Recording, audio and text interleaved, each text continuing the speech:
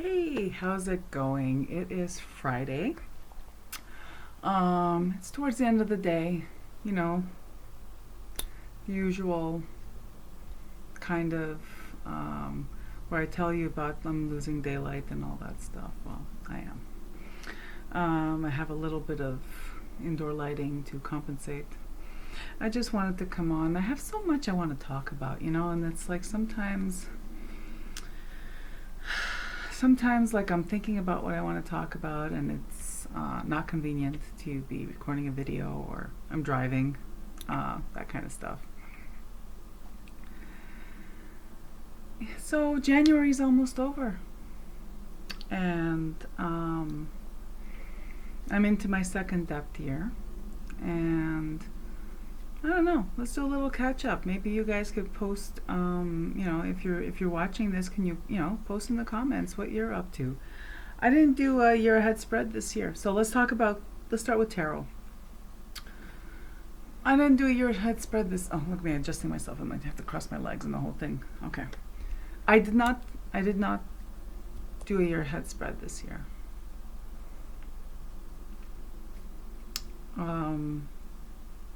Maybe because last year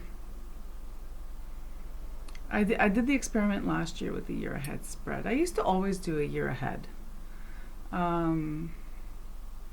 I didn't monitor it the way I did last year.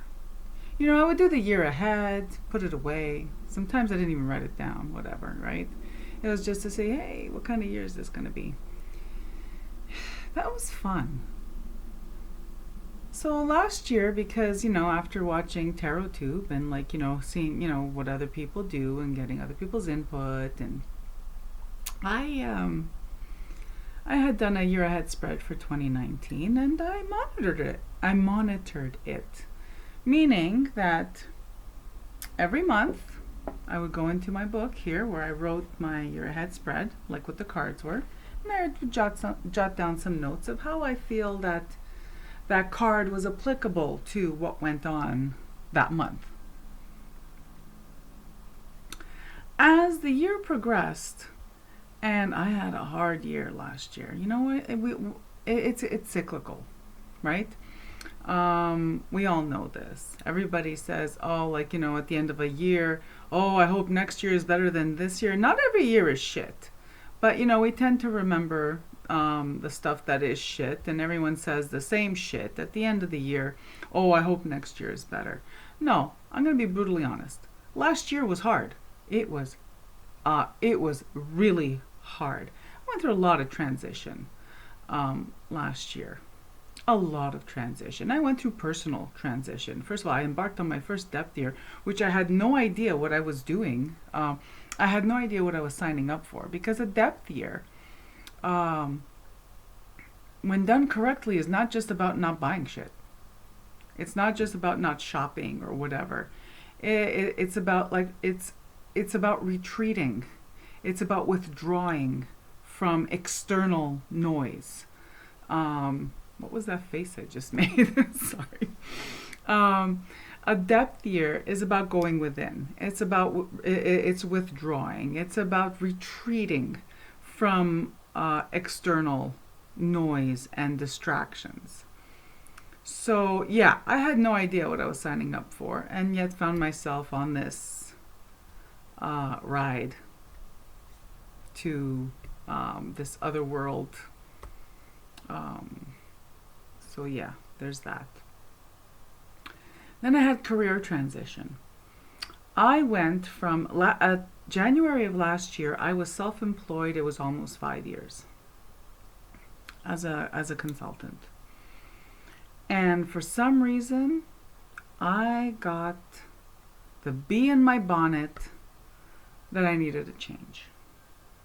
Mind you, there were extenuating circumstances as well, right? It was a combination of being self-employed requires a certain amount of responsibility in terms of looking after your taxes and making sure you're doing all that, which is fine. I had, that was under control. And also the discipline, which I have to say it was an incredible exercise, and I loved it for that, where it taught me self-discipline because when you're self-employed, if you don't work, you don't eat.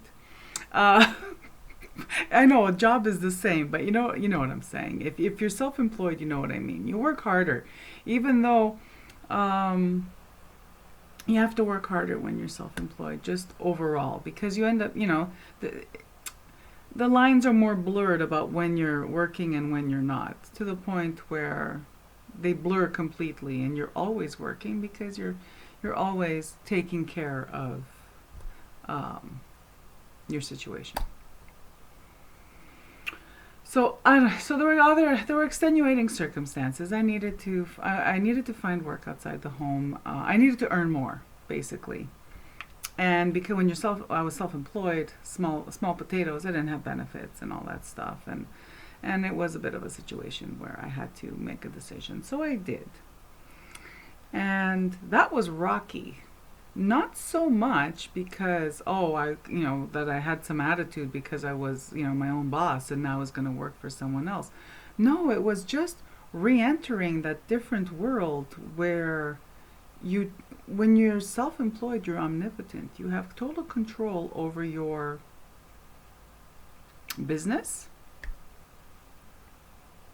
I guess that's the best way to describe it. But also, like, there's certain skills that when you work on your own, you kind of lose. Or, I went from being a nurse consultant to managing people, and that was, I hadn't managed people in a while, and I realized I don't like it. So, there was that kind of stuff. So it was very rocky re-entering the workforce as an employee. And yeah, so that was an adventure. And then there was like a whole bunch of others. There was personal stuff, family stuff, just the transition. I had one kid who graduated high school and another one who's a couple of years younger who, is adjusting to that, and the one who graduated high school is adjusting to that, and it was just one big adjustment year of just adjusting. Yeah. And then, sorry. I was lost in thought there for a second. So yeah, depth year was, I would say it was a catalyst, because it was depth year that made me look at myself and my situation, my work life and all my career and everything, and asking myself the question, is this what I want to be doing? And yeah, so there's that. And then there's all that superficial stuff, depth year. I stopped purchasing a lot of things.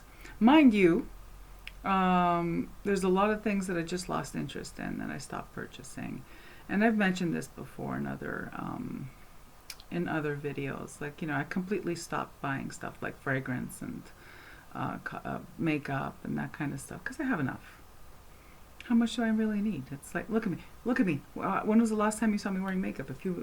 Probably a few months ago on my videos. Well, this is pretty much what I look like when I go to work, because if you have to get up god awful early and you're a nurse, yeah, those of you who are nurses, Sorry, before my coffee gets cold. So there's that, right? And like that whole, I know everyone who starts the depth year, and me included, think it's all about, okay, I'm going to buy less stuff. It goes far deeper than that. You have no idea, unless you embark on a depth year, how quickly it goes from, I'm just not going to buy stuff I don't need anymore, to who am I? Who am I and what's going on? Because I really have changed so much, I hardly recognize myself. So there's that, the purchasing and all that stuff. I remember I had seen some of Namqua was my favorite channel, And one of her videos before she stopped making videos was quality over quantity. And I think that's where I'm headed for this year. It's quality over quantity. In everything, in all aspects. So, yeah, like not just shopping. Because depth year isn't about shopping. Depth year is about finding out who you are when you turn off all the external noise. That's what depth year is about. Who are you? What matters to you when you disconnect from external influences? And external influences. Well, let's talk a little bit about external influences. Is in 2018, was it? Yeah, I think it was. No, 2018 is when my book was released. So 2017.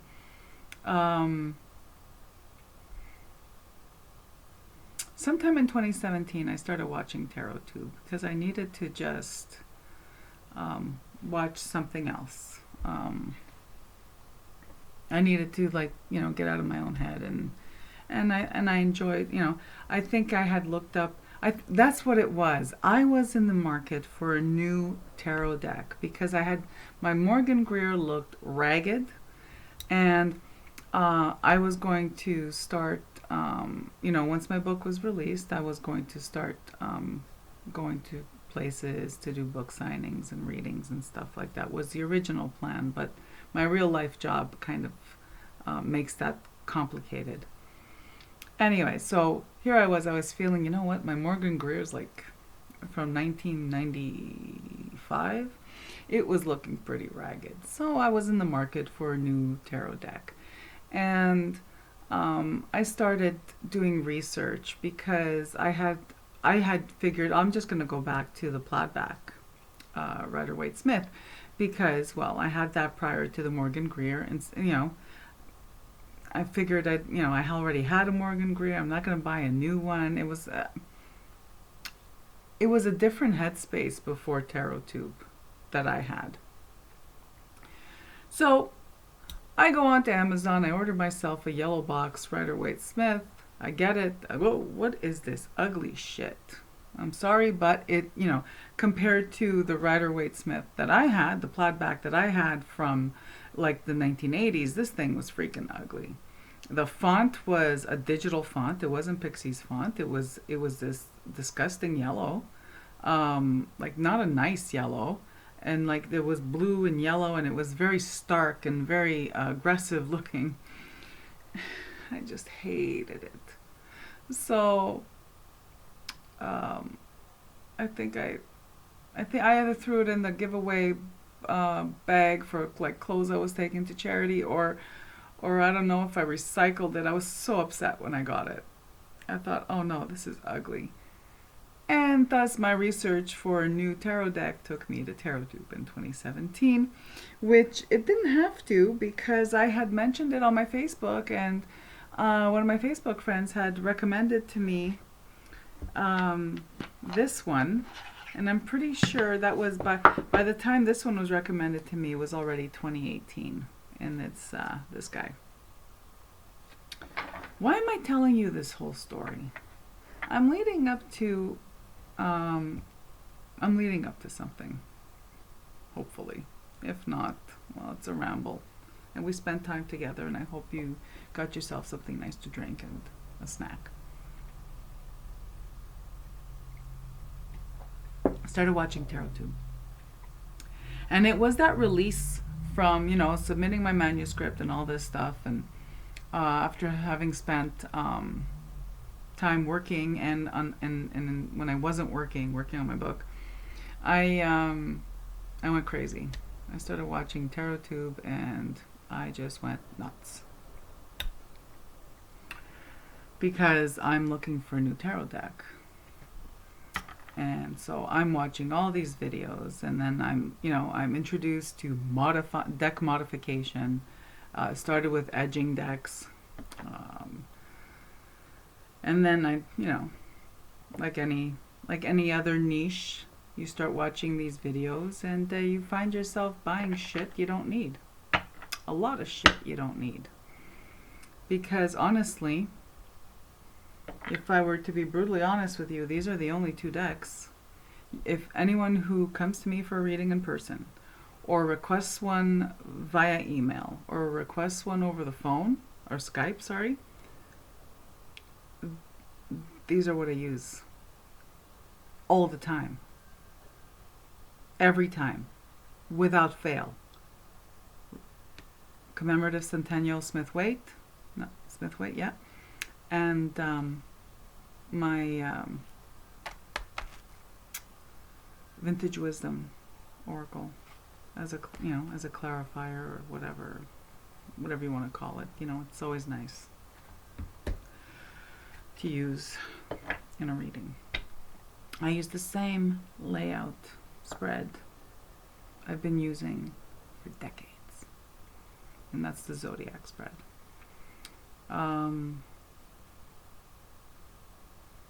So I found myself in 2017 and 2018 accumulating a lot of decks.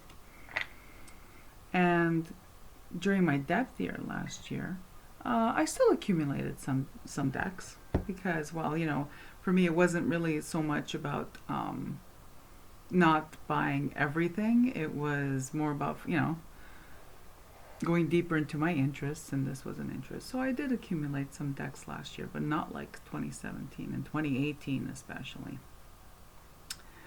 And a lot of these were, I'd receive them, or I'd love them for like 10 minutes, and then they'd go in a box. So it felt really good this week to give that box away. So I didn't even count them. They were a mix of tarot decks and oracle decks that came into my life 2 years ago, over the last 2-3 years. All of them mass produced. The ones that they're readily available out there, secondhand, first hand, purchased off Amazon, impulse purchases on Amazon, and the book depository. You all know what I'm talking about. Impulse purchases when I'd go to a different city that actually had a metaphysical store and buy a deck just because it's there. I want to bring something home. You all know what I'm talking about. But then, at the end of last year, the end of 2019, something changed. It's almost like hearing glass shatter. Maybe it was because I was sick and I had a lot of time to think about what was important versus what wasn't. But suddenly, I didn't want all this stuff anymore. And I'm not saying I got rid of everything, but what I'm saying is that if I don't use it, what the heck am I making? I don't have a lot of room to store stuff. And I don't like having things that I don't use. So, it made me really happy. I don't even know how many decks were in that box. I just gave it away. I found someone who would appreciate them, someone local, someone wonderful, and I just gave it to them. I don't even know. Like I said, I didn't even count them. But it fit in a box, so extrapolate from that. And that felt good. Now I still have far more than I need, because nobody needs this kind of stuff, right? But it's a hobby. And now if you're a collector, that's a completely different animal. I'm not a collector. I'm a reader. I told myself the lie that I need a library of decks because I need to keep up with what everybody else is doing. Because I'm a reader and I read for the public, I should have a variety of decks. I always use the same one. So I'm full of shit to start with, because if I'm always using the same deck to read for other people, why the hell do I need 20 different tarot decks? So, like I said, I am talking about myself. And if you are someone who feels good about having 50, 60, whatever tarot decks, feel good about it. I'm talking about myself. I wasn't feeling good about it. I wasn't enjoying it. There's the ones that I love, and at a later date I'll do a video where I will show you what I ended up keeping, because to be honest, if I'm watching someone else's video on this subject, I'm dying to know what they ended up keeping and why. I want the story. I've been watching Stellar Rain Dancer for a long time, Jess, and she's been posting videos where since the end of last year where she decluttered a bunch of stuff. There's stuff going on in her home where she's having to reorganize who has what room and all this stuff. And those of us with families understand that. And she did her videos of her tarot deck collection and then her oracle deck collection, and then after that her circumstances changed, and probably she too was hit with this sudden need to simplify, is the only way I could describe it. To simplify, to focus. And then she did videos on why she was decluttering these decks and some of her witchy paraphernalia. And I totally get it. I totally get it. And it's not, not everyone's going to be in the same stream. Some of us may be in expansion mode, and we're in that place where we're acquiring. But I don't know. I'm experiencing the reverse right now. It's been a little while. Like this is going on the second year where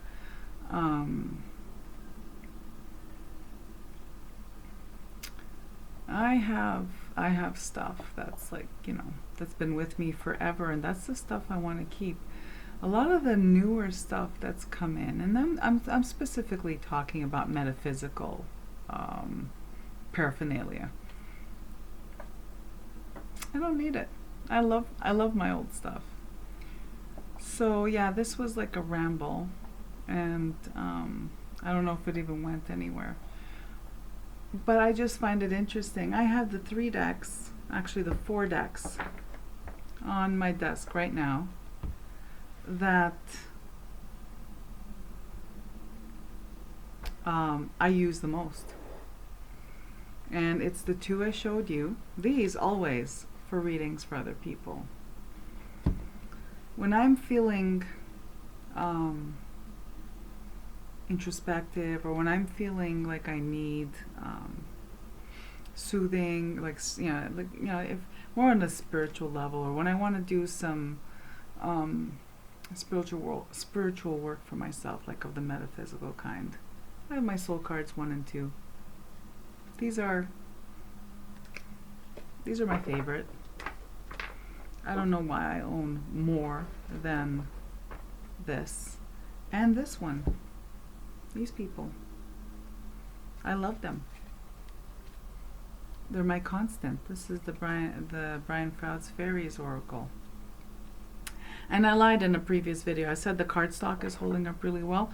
Well, it is, because I'm precious with it, but I did receive it a little damaged because it was loose in the box when I received it, and there's a couple of cards that have Scotch tape to reinforce, and that's why. And I love them even more for that.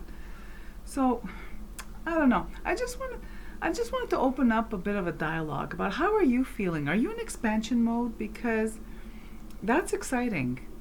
Are you in what is the opposite of expansion? Are you in shrinking mode? I'm sorry, I'm a little punchy too at the end of the week. But are you in downsizing mode? Are you in wanting to get back to basics? Was it affected? Were you affected? Did you do a depth year last year, and did it affect you beyond just like not buying stuff? Yeah. So just a little ramble. about stuff that's on my mind.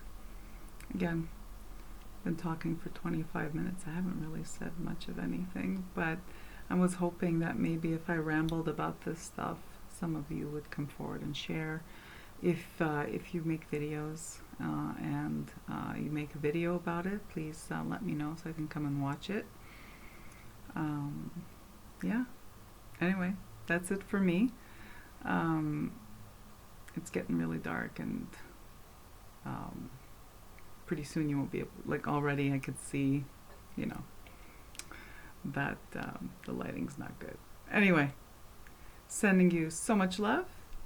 Wishing you a great evening. I might be on this weekend. I'm not sure. If I am, well, then you'll see me. All right. Take care and talk to you soon.